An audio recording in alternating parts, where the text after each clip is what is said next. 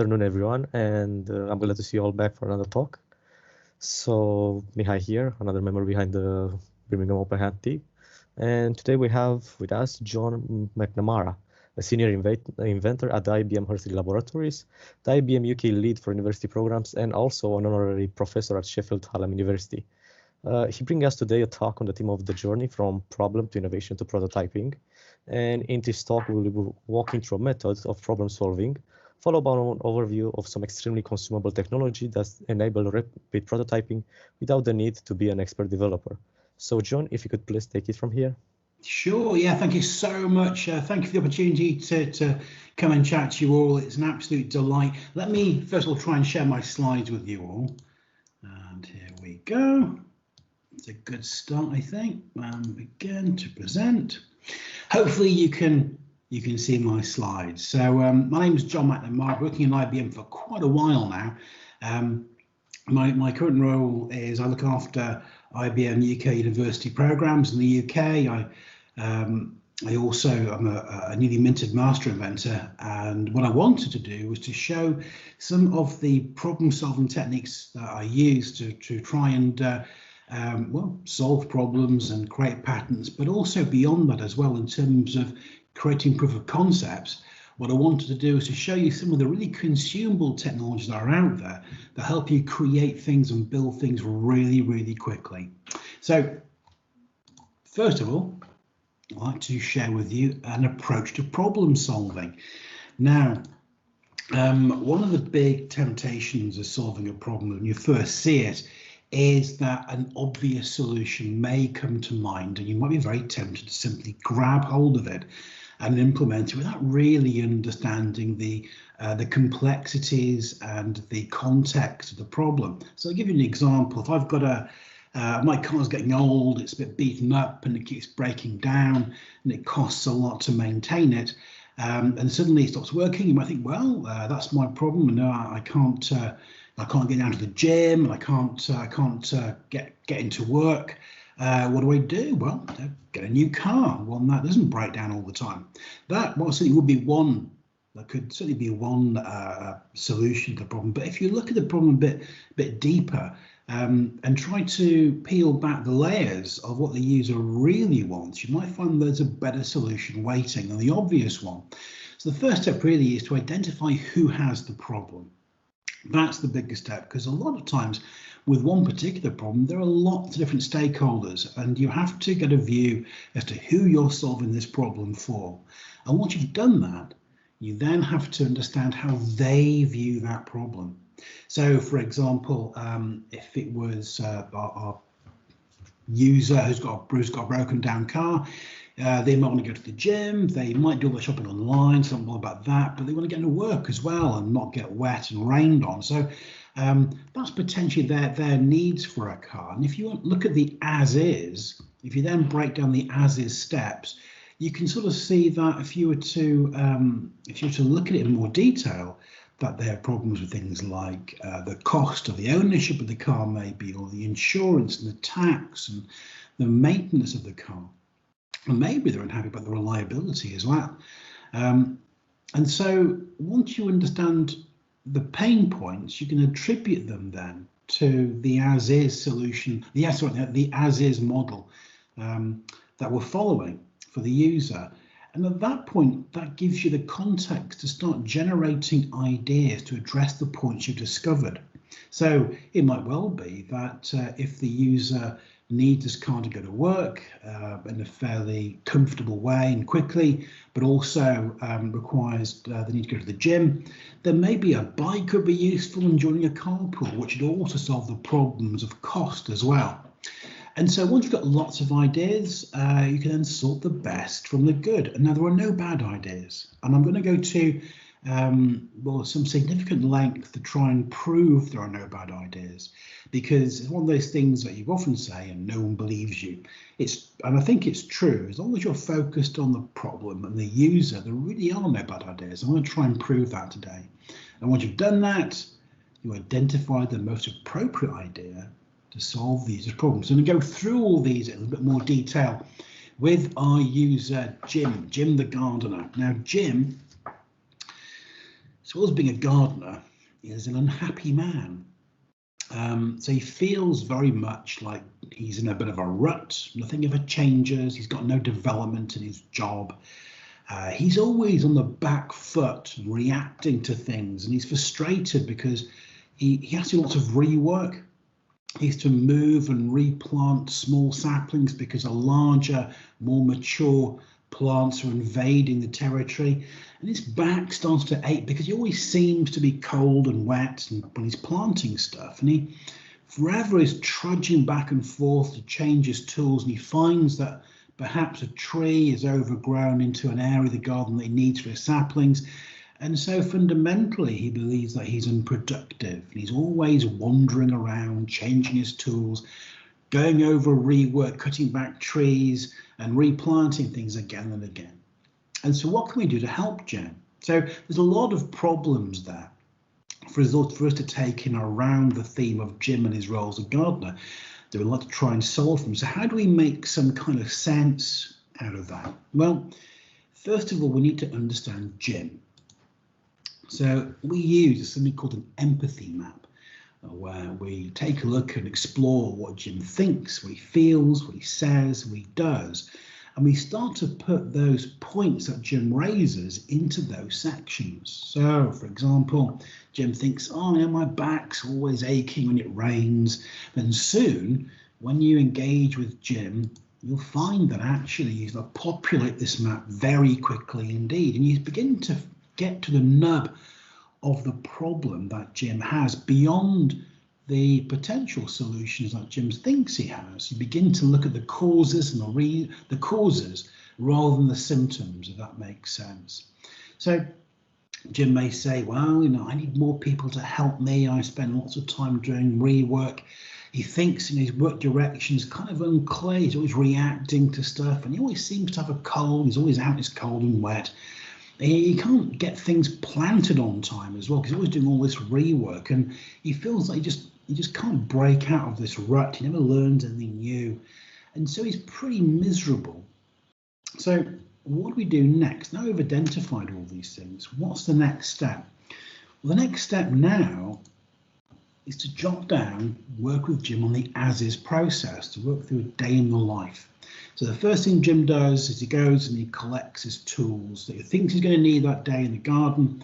He may start off with planting the seeds as per his schedule that he's got mapped out. And then he might go and investigate some of the seedlings that have already been planted to make sure they're okay and there's further changeable weather, and also that things aren't going to be invading into their space, as is the case with saplings as well. Make sure they've got enough soil with enough nutrients and moisture to grow. And then for the more mature trees, he's got to make sure that the roots aren't expanding into the areas where the saplings are trying to grow, and the branches don't impede the growth of the new plants and seedlings. If he does all that well, at the end of the day, he's going to be able to collect some really nice fruit.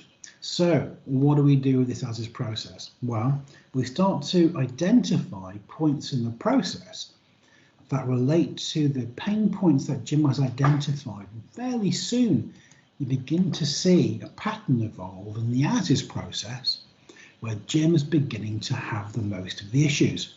And also, what those issues actually are. So now, at this point, you've got a solid understanding of the problem that Jim has. You know what his as-is process is like.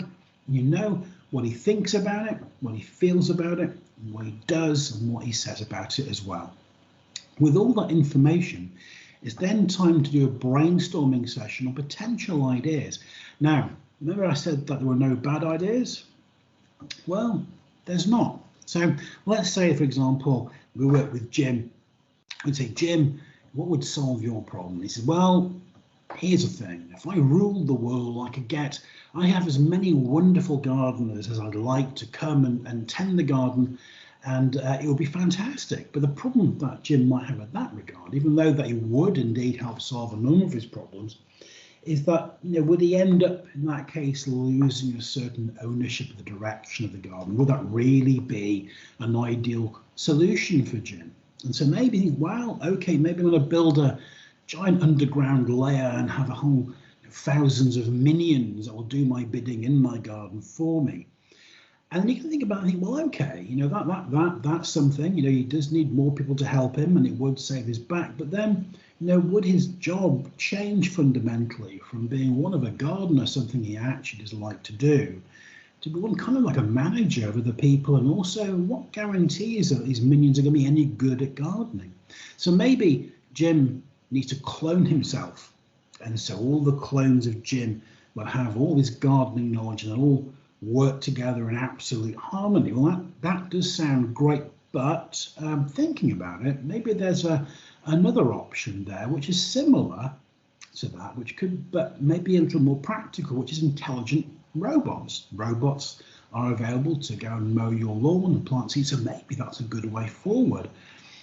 But potentially, maybe there's something a little bit cheaper that could do that. Maybe intelligent sensors to let Jim know if things like the soil isn't optimal, if his saplings are getting the right nutrients, if that area for growth is moist enough, or if there are bigger plants taking away those things the saplings need to survive.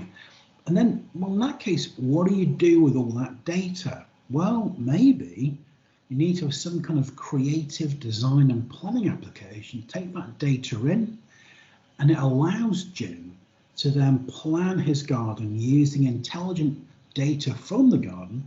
So at the beginning of the day, he knows exactly what work he's going to do, he knows what tools he's going to need, and if you link it to the weather, well, he isn't going to go planting in the rain either, so he knows exactly what his week's going to entail. And also as well, maybe if we go down this route, a lot of Jim's needs are fulfilled, and that he's no longer in a rut because he's now able to creatively design the direction the garden's going in, as opposed to just reacting to things all the time. So they sound like good ideas. So how to prioritize them? We need a graph. The bottom left-hand corner is where our expensive and complicated ideas go, and then up the top, so cheap, and off to the right are simple ideas. We start to put our ideas down in terms of practicality and cost. And so, no surprises, world domination, pretty expensive and fairly complicated, and lots of people have given it a go. And it's not worked out all that well for all those that have tried it. Then there's the idea of, well, clones. Well, yes, probably a bit easier than world domination. But then you start to move into the realm, perhaps a bit more of practicality of intelligent robots, which could be very possible, but maybe complicated, and also expensive, and also require maintenance. And then maybe further up, well, AI sensors to let Jim know the soil is not optimal. Well, they are available. They're relatively cheap. We can definitely use those. And of course, final idea, which is the creative design and planning app that we're going to give to Jim. And what that means is we then go back to Jim with the ideas and we say, Jim, we shall, with your consent, design and build for you an app which lets you now creatively design, plan and monitor his gardens. It's linked up to the weather channel, so you can plan when you work and not get wet. It's linked to sensors in the soil, so you know the best place to plant is. Lets you plan more effectively, know which tools you'll need. You go back and forward to the shed and getting more tools, and you learn something new. Get out of your rut and plan your activity and stop doing frustrating unnecessary rework. So now you've got your idea for your proof of concept. The next step is then to gain some requirements from the user about the specifics. And once you have that, there are some tools I'd like to share with you that will allow you to create something really great in a very short amount of time. The first thing I want to share with you is something called Node-RED. Now, Node-RED's a completely free tool. It's available at the link above at nodered.org. You can download it and run it locally, or you can link up to it in the IBM cloud and use it there. Now, Node-RED is kind of like a visual coding tool where you orchestrate a flow of function from left to right, and you can see visually what your code, what your programs actually do. Now, you can do quite a lot without coding at all. In fact, I'll show you a quick demonstration of one proof of concept, which is quite simple, but it's to effectively parse tweets from Twitter, pick out those tweets which relate to Wimbledon, and then to post those tweets onto a website. Post those tweets into a database for storage, and then take the tweets from that database and post them onto a dynamically created web page. I'm going to show how it's possible to do that in Node-RED in real time and in under, I think, about a minute and a half, which will give you a kind of an idea of the power of this tool and the nodes it has available to it, which actually are really a part and parcel of why this tool is so powerful. Because not only to give you a really nice visual canvas to bring functionality and link it together, you've got some fantastic functions on the left-hand side in the guise of nodes, and a lot of these nodes link into IBM technologies. And so rather than having to code it from scratch and then link in, you can drag a node in, and a lot of that coding is done for you. So definitely recommend you have a look at this really great piece of technology. Start playing with it. It's got a great user base.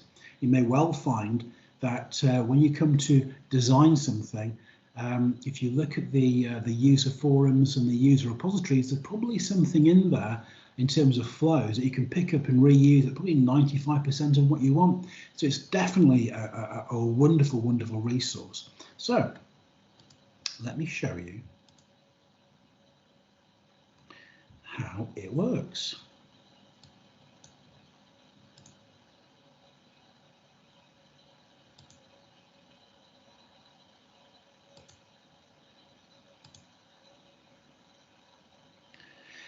So this is effectively our canvas here, and this is where we orchestrate and put together our piece of functionality. I'm going to stop the clock. It's running now. And the first thing we're going to do is bring in something called a Twitter node. Now what this will do is this will parse tweets.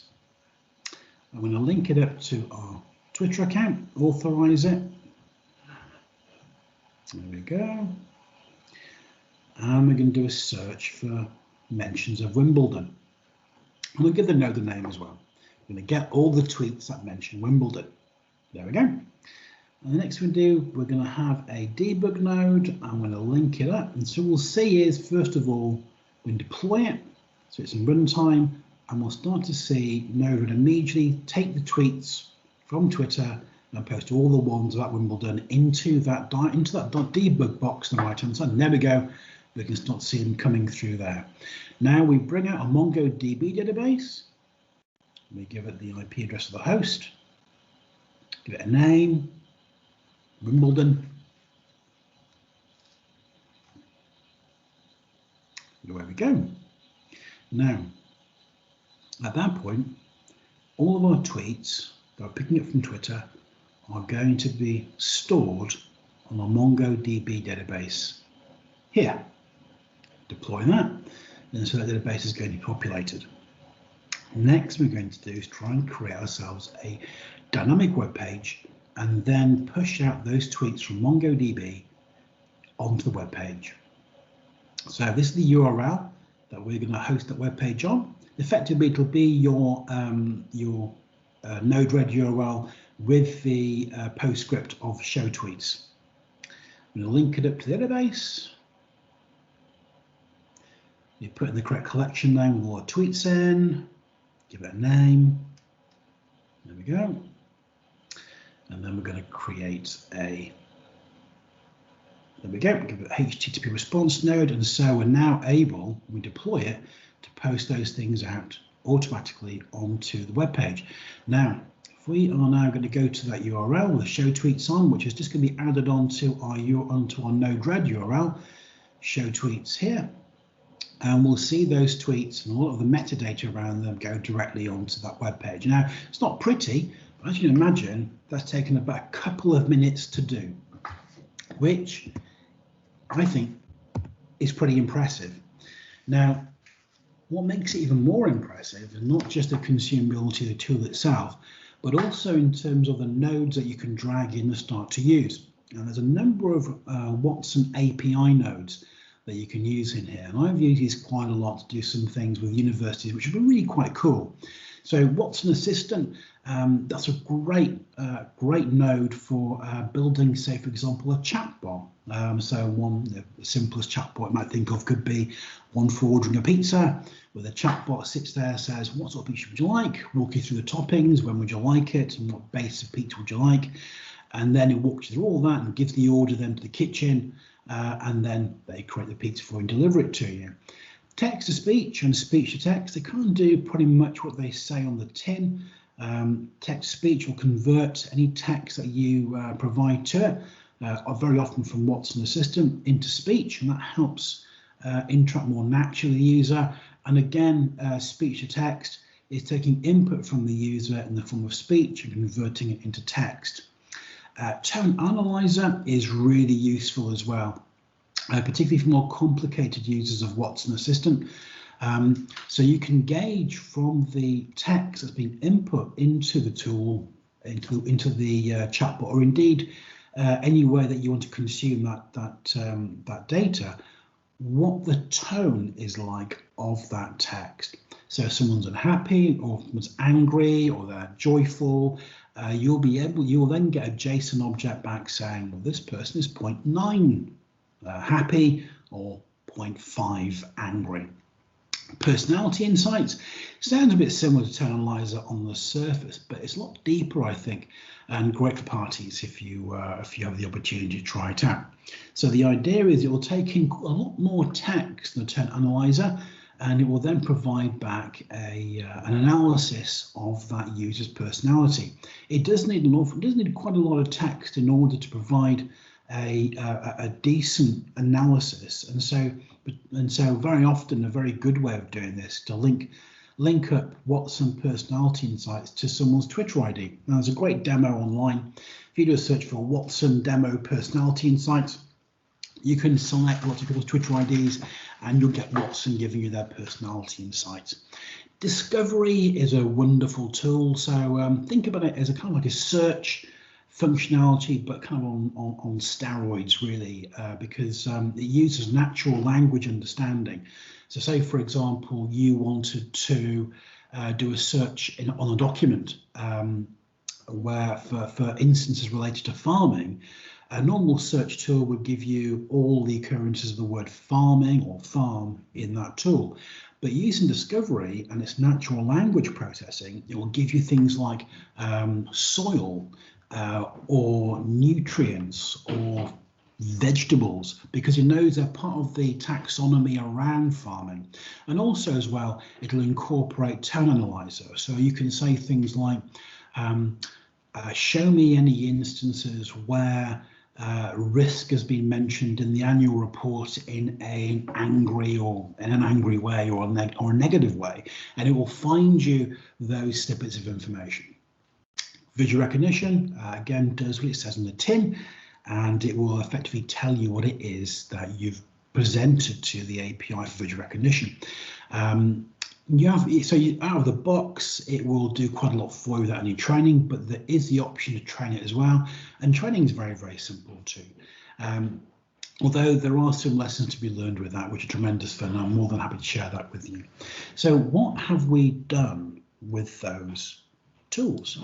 Well, one example prototype we've been doing, and we've done took about a couple of months to build with 3 people from UCL, is an augmented reality AI assistant. Now, you might find in places like hospitals, you've got some extremely talented people, very well qualified, behind a desk, and potentially 30% of what they're asked is, where are the toilets and how do I find Ward B? And it's stuff that, they shouldn't really be having to give their time to. But enter Project Aura. So the idea here is that you could go into IBM or a hospital and you could raise your phone up with the app on. It recognizes an image and a augmented reality avatar will appear in front of you and say, how can I help you? And you can ask the avatar, how do I get to Ward B? And it will do things like, if you wanted to make an appointment, it will do that for you. It'll provide direction, answer simple queries. And that uses Watson Assistant, text speech, speech to text, and Node-RED. And there's a plethora of augmented reality tools out there as well that you can link up Watson 2. We have a Git repository with the code in it and the documentation. If you're interested, just let me know. More than happy to pass that on. This is a particularly relevant one, particularly now, I think, with COVID. We have a number of people who are fairly elderly living on their own. They are perhaps a bit nervous about going out, their social lives being curtailed because they don't want to spread or contract COVID. So what do we do? How do we help these people who live alone and maybe require a bit more support and help to use technologies like the internet, for example? And I actually helped design this with Imperial College, and we used my dad as a guinea pig for it. And what I wanted to do really, and I guess the same as an awful lot of other people, I wanted to be sure that my dad was okay. So you know, if my dad's routine was interrupted and maybe he was coming down for breakfast when you'd normally expect, I'd like to know about that, so I can give him call, make sure he's all right. So what we did was we created a device with Imperial College, and we placed it in Dad's kitchen. And when he first came down, the device would detect he was there and say, "Hello, how's it all going?" And it would say something, "You know, it's a nice shirt that you've got on today." And it engaged my dad in a conversation proactively rather than waiting for my dad to engage with kind of a more of a dumber sort of less functional device. And it encouraged Dad and other elderly people as well. The idea was to give a kind of a log of their day, what they plan to do. So to keep them structuring their day and thinking ahead. And so, you know, my dad would say things like, "Well, you know, I'm going to go out and potentially do some shopping today. And there's, I might listen to the radio. There's a good commentary, or there's a good interview with Tyson Fury, because I was very into his boxing. They want to listen to, and so pick up on key words that are reused frequently, and it would go and parse the internet and say, well, actually, if you're into boxing, there's a great podcast with Joe Rogan and Tyson Fury that's available on the internet. Why don't we listen to it tonight? The other thing it did as well is it would learn habits. So now, for example, if you came off for breakfast between 7 and 8, you had lunch between 12 and 1, then you had your tea at, say, between 6 and 7, it would learn that. And so if you went down by, say, 9:30, it would call out and say, "Do you need any help?" And if you got no response, then a loved one would be contacting, maybe give your uncle, your dad a phone call, make sure that they're okay, which is incredibly handy. And the other thing it did as well was my dad kind of grew up in a small village where there was one phone for the entire village. So when that phone you up, it's going to you'd be there for a while talking to him for various things. And I like to use a phone, but I also use things like text and messaging and social media, which of course my dad's probably not going to be using. So I'd like to chat more. I guess we all would, to our relatives. And so what we did was we linked up the Cube to a Twitter ID, and I could quickly text my dad if I was out shopping or doing something and say, "No, are you free for a visit, pre-COVID, the weekend?" And then it would go to the Cube and it would light up and tell Dad, say, "Yeah, are you free for a visit this weekend?" My dad could then respond, and I get a tweet back saying, "Yeah, sure, come up, have a beer." And that was done on Node-RED, used Tone Analyzer, visual recognition, Watson Assistant, speech text, incredibly useful tool. That took about 8 weeks to develop in total. The reason it looks how it is actually as well is because we wanted to fit in with the decor that it was designed to complement.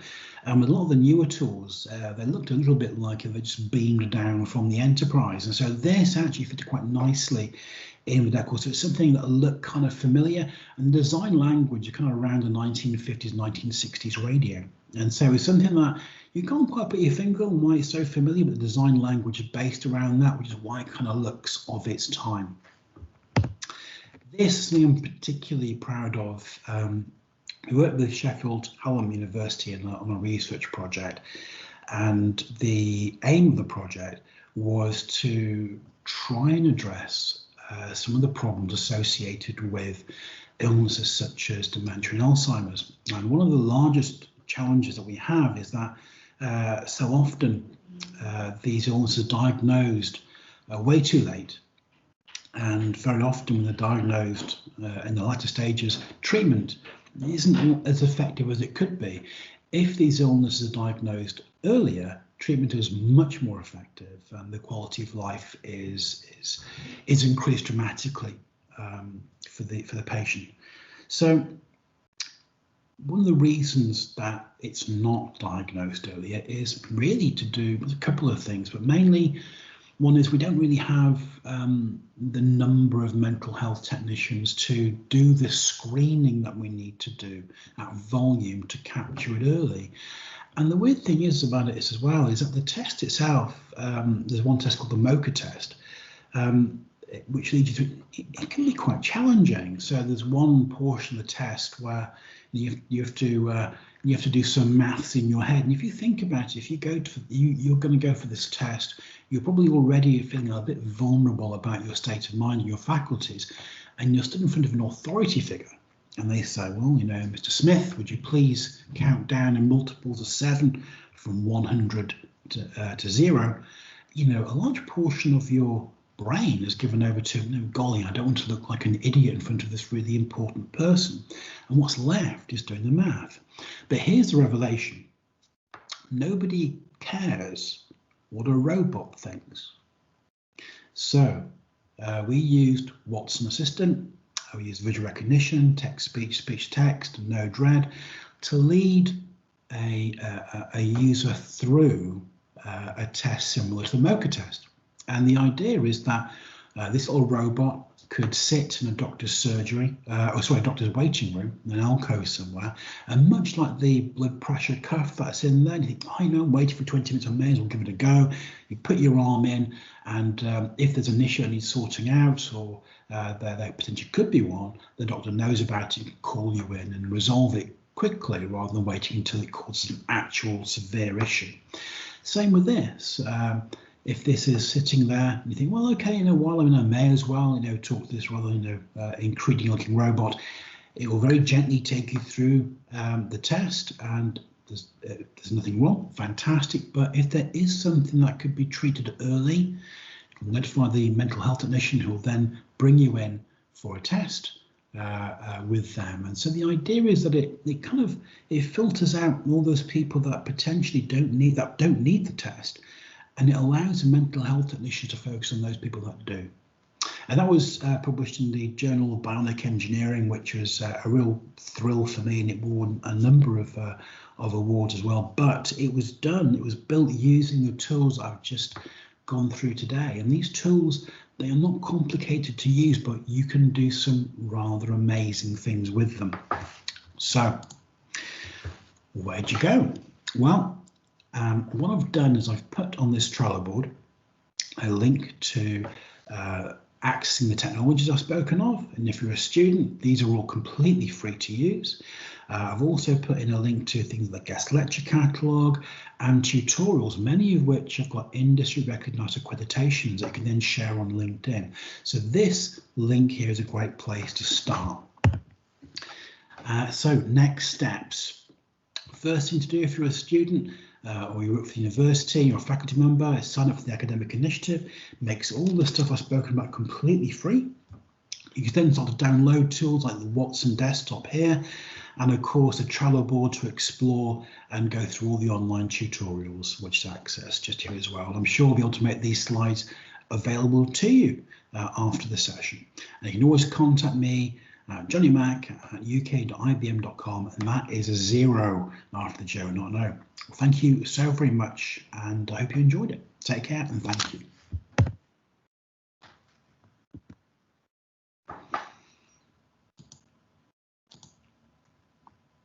I'm now going to try and pass you back to the organisers.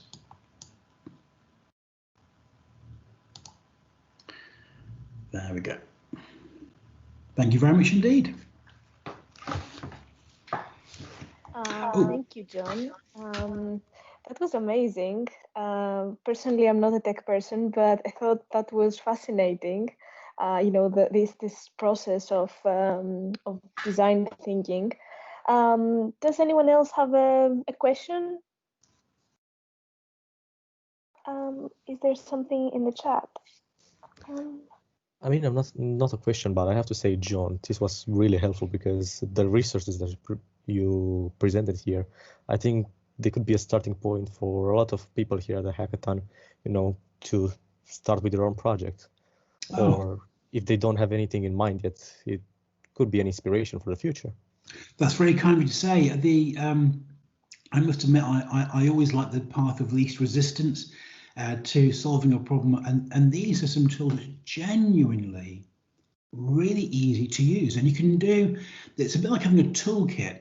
I mean, you're never going to run out and build a Formula One racing car potential, but you'll be able to do 95% of the things you could ever want to do with this toolkit, and you can solve some real world problems very, very quickly, and without any expense at all. There's literally no barrier to entry apart from your imagination in terms of what you want to create with these tools. So please let me know how I can support you. I'll be delighted to, and I definitely recommend you go through the Trello board, have a play, get your hands on it, and yeah, have fun. Oh, thank you so much. Thank you.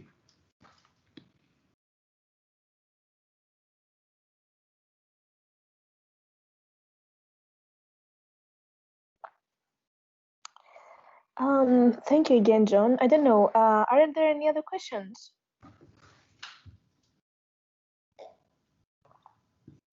It looks like this. Oh, hi there, John.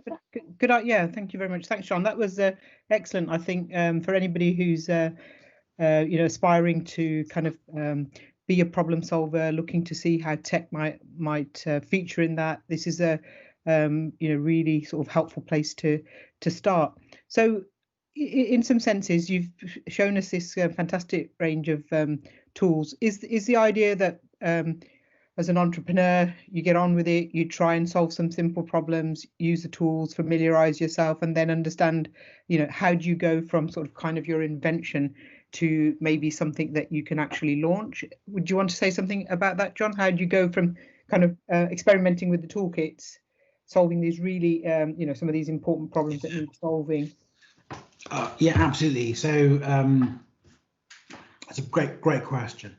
So very often you'll find that you'll get an awful lot of I say problems or challenges or ideas that come from industry, and there'll be problems that people encounter but don't really because they're focused on their particular industry, haven't been exposed to the wider set of tools and the problem solving techniques that you're able to pick up, for example. We're using things like Node-RED and Watson. And the idea is that if you can identify and work with the industry around these problems, if you're, say, a startup, for example, you can use these techniques initially to really understand the problem, which is fundamental to all of this, really.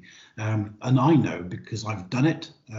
You think you know the problem because it sounds like really obvious. I know what I need to do here, and you end up building something and then you present it and go, well, that's not what I wanted at all. Doesn't help me or solve my problem.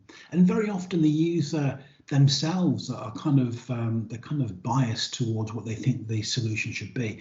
So using those tools really strips away the layers of the onion to find out what the user really needs. And that's the first step. The tools themselves then, once you go beyond the slideware of, well, we think you need an app such as Jim the Gardener to create a scheduling system, a monitoring system. Well, rather than just having slideware and then hoping it's all going to be okay, what an awful lot of people want in industry is to have some kind of tangible evidence that what you're suggesting is going to be practical and doable. And so very often you'll be required, or I think it should be kind of almost mandatory, that you'll create a proof of concept. Now, the idea of the proof of concept is that, if you are going to fail, you fail quickly, you change and do something else that's more aligned to the user's needs. And so using things like Node, Red and Watson will allow you to build stuff incredibly quickly. Now, for a proof of concept, it doesn't need to be particularly pretty. It doesn't need to be particularly nailed down to a particular theme, but it must demonstrate that it can solve the problem, that it is going to be usable and workable and fit for purpose, and that the technology is out there with time and effort could provide a really good solution. And the POC stage is all about doing that. And you can put something together, really quickly. We just showed a very quick demonstration of using Watson and creating a web page in about a minute and a half. But a lot of the solutions or POCs that we showed today were done in a matter of a few weeks, with people using part-time who very often weren't coders at all. Some were all really bright, but some were electrical engineers that were having to get to know these tools in order to provide this proof of concept. So once you've got the POC and you go back to industry and they say, yeah, no, we like that, that's something that we're kind of willing to invest in and put some funding behind. You can then go on to develop your prototype, which is a bit more polished, a bit more like something you bring out into a commercial environment. Now, actually, IBM's got some pretty good initiatives for that. Something called Startup with IBM. And so Startup with IBM is an initiative where if you're a startup, and a startup means you either got less than $1 million of revenue a year or less than 5 years old, you can sign up and you get, I think it starts with about $1,000 of free IBM cloud credit per month. So basically all of your infrastructure and your development platform is taken care of, and you can just get on and build something. And so I think that's probably the narrative all the way from idea to prototype. Once you've got that prototype, you're in kind of business then, because then you can tweak and refine it and commercialize it. Oh, I've just seen a question from Adam.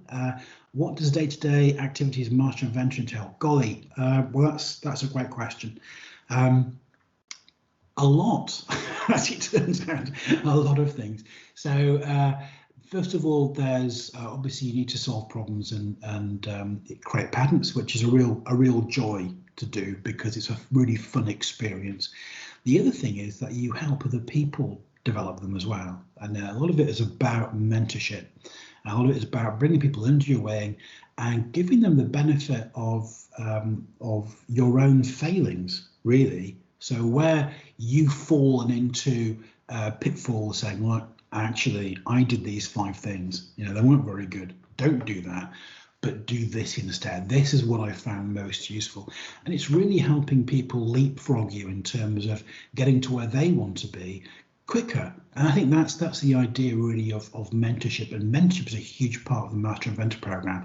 You need a certain number of patents for the Master Inventor. You need to have a certain number of visible projects and a certain number of people that you've helped as well.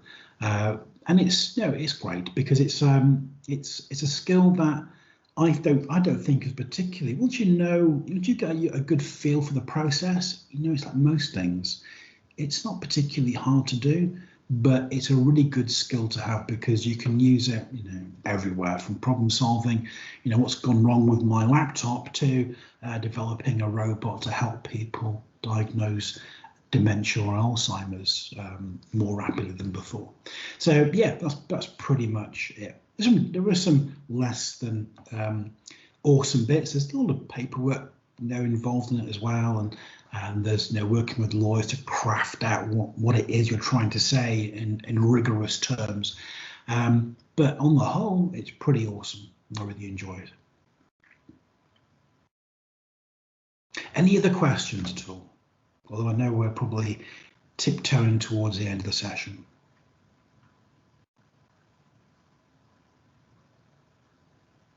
If it's useful, what I will do, instead of being brave, I'm going to put the links that I've put on the presentation in the chat. So you can go and explore them right away without having to wait for me to make the slides available, which I will do. So I would start. IBM Academic Initiative. If you go on there and you register, it gives you access to pretty much all the technologies that IBM has. You can download them and play with them for free, and also gives you access via a voucher code to the IBM Cloud. And that's really great because, you know, when I was at university and I wanted to build something, the first thing I needed was a machine that I was humming away under my bed. I couldn't really afford, and I couldn't really afford to run. I had to download software from somewhere. I need to buy it, and I have to then learn how to configure it, and then learn how to use it properly. And that's a huge barrier to entry. With using this, you get free access to the technologies, but also to the cloud. So all you need really is a laptop with a browser to get access to the stuff and start creating right away. In terms of the Trello board, and these are really cool technologies to play with. Here are the tutorials.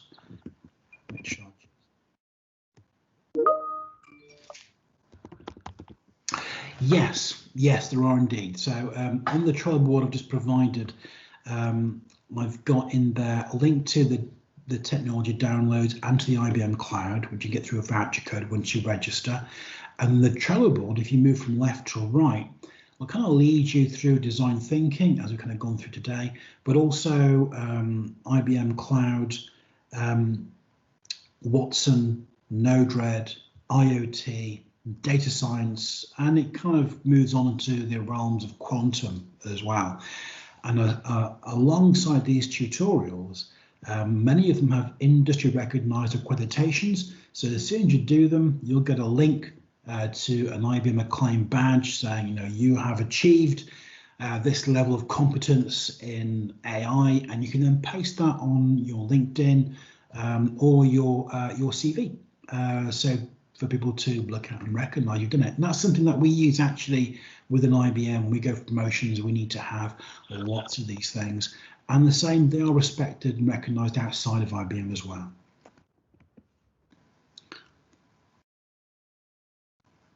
So, yeah, that's me. Thank you all very much for your patience and kindness, and look forward to hopefully to working with you all soon. Take care. Thank you, John. It was a really great session and so many great resources that you showed with us. And I'm pretty sure everyone here at the hack is gonna give it a go to the link that you shared. So I guess this is us. The last Inspire session for Birmingham Open Hack. Next up is gonna be the rewards, and we conclude for this year. So thank you, everyone. Thank you again, John, and see you all later. Toodaloo, all the best.